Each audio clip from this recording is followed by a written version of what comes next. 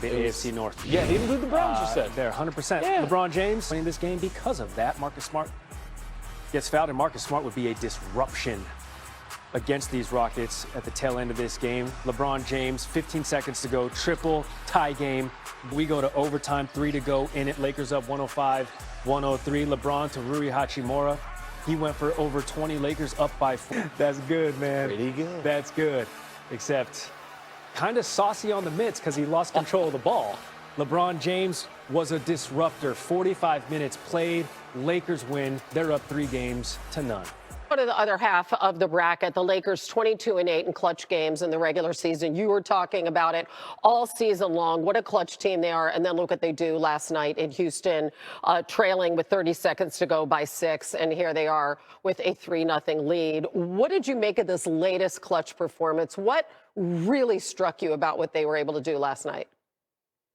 Well, from their perspective, I think, Hannah, the thing that stands out is they still had belief. Like that late in the game, after the Şengün breakaway dunk and Rockets go up 6, it's not looking like this team is going to win that game, but they stayed ready and they stayed with their pressure and they forced a couple of turnovers. Now, to me, absolutely inexcusable that Houston didn't close out that game. You can't possibly play worse late when you're just trying to secure a lead and make some free throws to win than the Rockets did in this game. But the Lakers were there. They were ready. And they didn't panic when they did force those couple of turnovers. They didn't take quick forced shots. Marcus Smart draws the foul. And then on the 3 that LeBron hit, it's a really good play by Luke Kennard. He would have had a very tough contested shot if he let it fly. Goes back to LeBron, has the patience for the pump fake, and then knock it down. So they played with poise, and they continued to believe. I think that was the biggest thing. But from Houston's perspective, it's an absolute meltdown. There's just no other way to describe that. That has to be a game in which the Rockets win it and give themselves life, thinking, hey, now we can get it to 2-2 in game 4. Yeah, and listen, not having KD, that's not an excuse when you look across at your opponent missing their 2 leading scorers from the regular season. All right, so let's go on to the young San Antonio Spurs, who were without Victor Wembanyama. They go on the road. They get a win. Castle and Harper were unbelievable. They're going to be such a problem for years to come. How important was that kind of win for this young team? Huge, because you're talking about, you lose game 2, you go on the road without Wemby. Portland as a team, I really, really like the way they've played over the last couple months of the season. They're tough, they defend. So if they win game 3 and they go up 2-1, like you're feeling now, if you're the Portland Trailblazers, we have a chance to legitimately win this series because they still would have had home court advantage. So that's why this win was so important, to reestablish control, immediately retake home court advantage. And you saw those young guards. Look, make no mistake about it. Von Castle is a former Rookie of the Year. There's no doubt. I think he's eventually going to be an all-league caliber player. Dylan Harper's a future star. There is no doubt about it. The minutes he's gotten this year, the impact he's had, this was a little bit different to have this type of scoring burst because he doesn't usually get that many scoring opportunities. But how can you not be so impressed with this young team and immediately going on the road and taking control of the series once again? And how can you not think ahead to the trouble that they could give OKC, right? For sure. Anyway, before I let you go, I have to talk about the New York Knicks and one of the great stories this season. CJ McCollum is just like the guy he was traded for, right? Trae Young. He's a Knick killer in this series, back-to-back game-winning shots. What adjustments do the Knicks need to make on both ends of the floor before they're really out of this series? Well, I think a couple. I think, for one, and I've been saying this since game 1, their biggest advantage they have is Karl Anthony Towns offensively. There is no real matchup that Atlanta can throw at him. He's physically dominated, 56% from the floor, but he's only taking 12 shots a game. That has to change. I think that needs to be the point of emphasis for the Knicks. And I know that they like to just play in the flow and they want Karl Anthony Towns to find his spots organically, offensively. I think there needs to be a little bit more of a predetermined mindset that they're going to get him the ball in spots where he can operate and collapse the Hawks defense. And then on the other end of the floor, I just think they have to be more selective at who ends up on CJ McCollum, particularly if you're in a tight game in the fourth quarter. Jalen Brunson's going to do his thing on the other end, but defensively he's being attacked.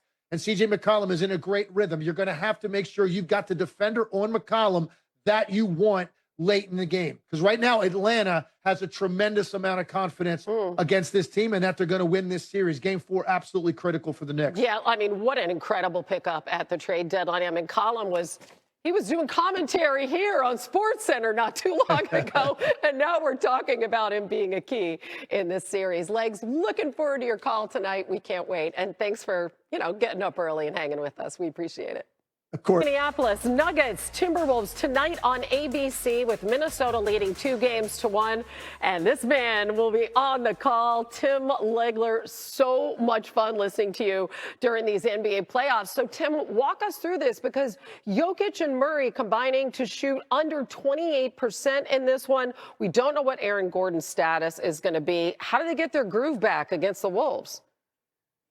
Well, Hannah, there's no other way to put it than this team was manhandled the other night. And I thought from the very beginning of the game, I saw something that's very rare out of a championship caliber team like the Nuggets are.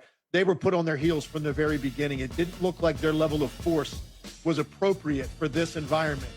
And I thought defensively, individually, man-to-man, they were too weak and soft at the point of attack. They were getting beat off the dribble repeatedly. The force that Minnesota played with defensively, the pressure all over the floor really disrupted Denver's offense. Comes down to this. I really believe their two best players are the two guys that can overcome this level of defensive intensity and pressure. They're going to have big games because I think if they have a better start offensively than Minnesota, then walking the ball up a little bit more, Denver getting set, not having the ball pushed at them the way it was in the first quarter. I think the start is critical to the game. Denver was the #1 offense in the league. That's where they have to hang their hat. They've got to execute on that and allow their defense to be more equipped to handle the pressure that Minnesota put on them. But they just got to be tougher. They were not tough enough the other night. They know it.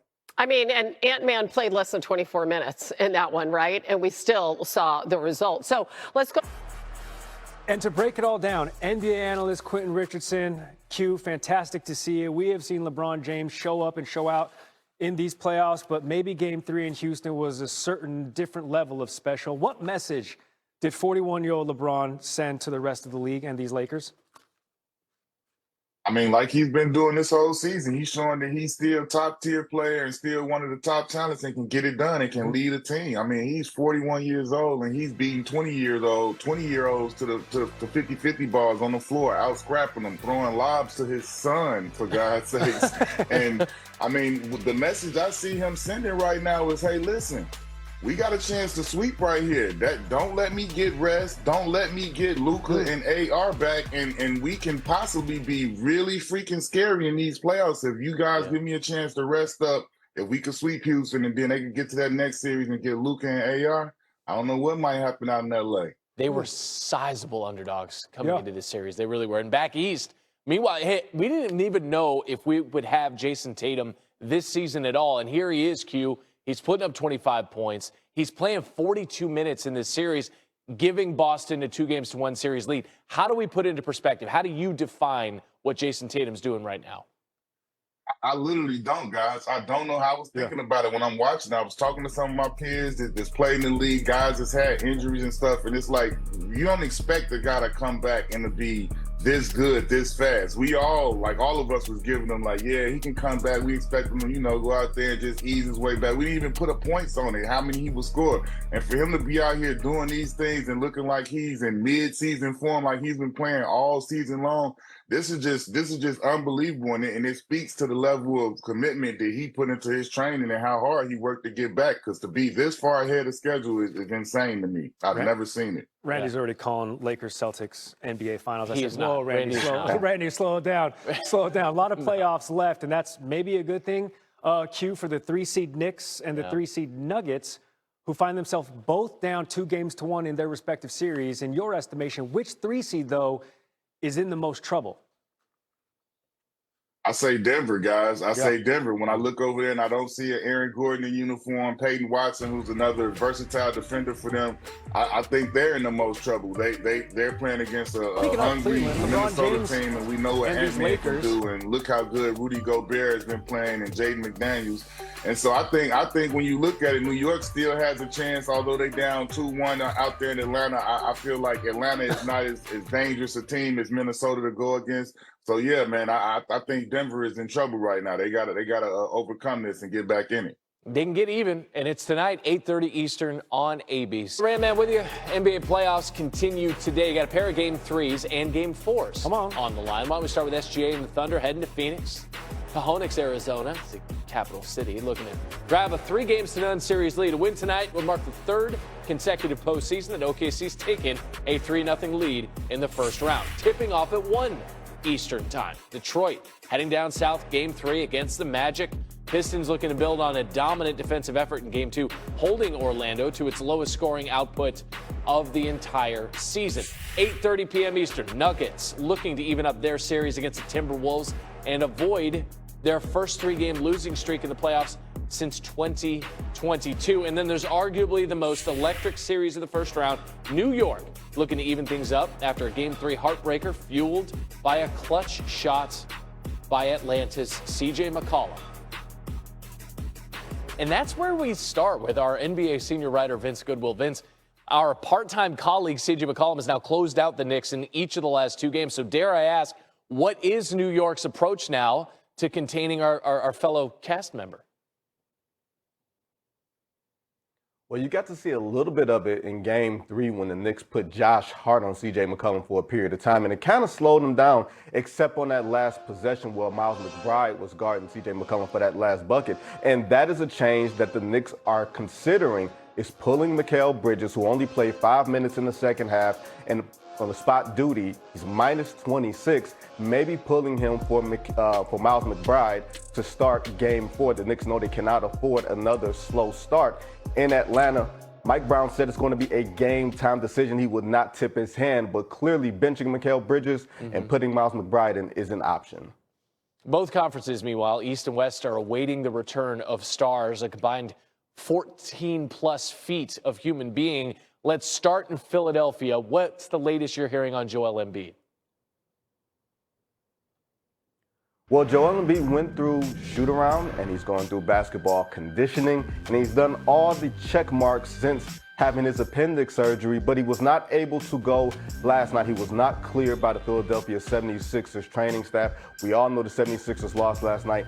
Another day in between for Game 4. It could be possible that he returns for Game 4. And if we go out west in Portland for Victor Wembanyama, this is where things start to get interesting. He's dealing with a concussion, of course, but he made the trip to Portland, which is a huge development for them. San Antonio, of course, beat Portland last night in Game 3. That gives them a little bit more of a cushion. Victor pushed the play last night, but the training staff ruled against it. They do have more time to play with, so it could be possible that Victor Wembanyama returns for Game 4 in San Antonio as well. All right, that one's coming your way tomorrow. That's 3:30 Eastern on ESPN. Vince Goodwill with the latest on SportsCenter. Thank you, sir. The Thunder at the Suns. Thunder lead the series 2-0, and NBA reporter Tim McMahon joins us now. So, Tim, Jalen Williams left Game 2, as we saw in the third quarter, with a hamstring injury. He's not going to play today in Game 3. What is a realistic timeline that J-Dub could be back with this latest injury? Howdy, Hannah. He's going to be reevaluated weekly. This is a grade 1 left hamstring strain. As Mark Daigneault said, that's about the best news that the Thunder could hope for. So very likely that he's out the remainder of the series. Let's be honest, the Thunder hope this series doesn't last more than another week. And then his status going into the second round is certainly going to be a storyline that we are following very closely. The unfortunate thing is he's had such a rough season with all the injuries. He was spectacular in the first 6 quarters of the postseason before he had this hamstring issue. Yeah, just so disappointing. They do have a lot of practice playing without him. As you mentioned, he missed a ton of games, and they did go 39-10 in the regular season without him. Can we talk about Devin Booker for a moment? Because he went off after Game 2 on the officiating. Among other things, he said, and I quote, "People are going to start viewing this as WWE if they're not held responsible," close quote. Obviously, he's talking about the refs, and he was fined $35,000. Listen, and I know he was teed up and all of that in Game 2, but this is just a familiar narrative that we've heard from other teams about Oklahoma City specifically this season. How much of it is valid from your perspective? Okay. This is the hot seat, huh? Yes, it is. Listen, Devin Booker, I understand why he was upset. And the technical foul was rescinded. WWE, you have to explain to me why the NBA would be scripting for Oklahoma City to be a potential dynasty. Last I checked, it's not the biggest market in the world. Now, what I will say is the Thunder are an extremely frustrating team to play against and a very difficult team to officiate. Shai Gilgeous-Alexander is a superstar who excels at getting to the free throw line. There's an art there.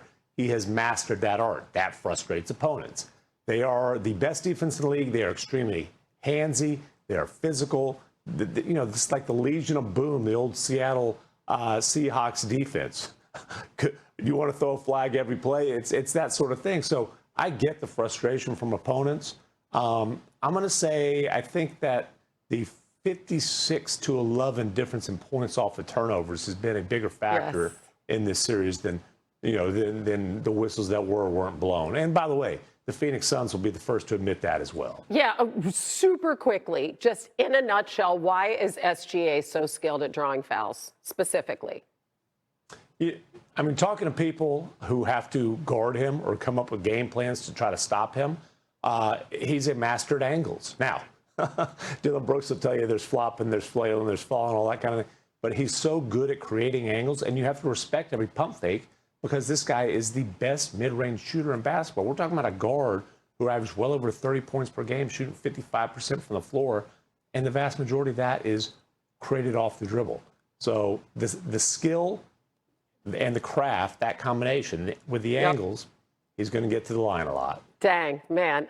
Meanwhile, the Suns have lost 8 straight playoff games, and they are 9.5-point dogs at home. If you want more on this, because they talk about it all the time, just listen to Tim and his buddies on the Hoop Collective. Thank you.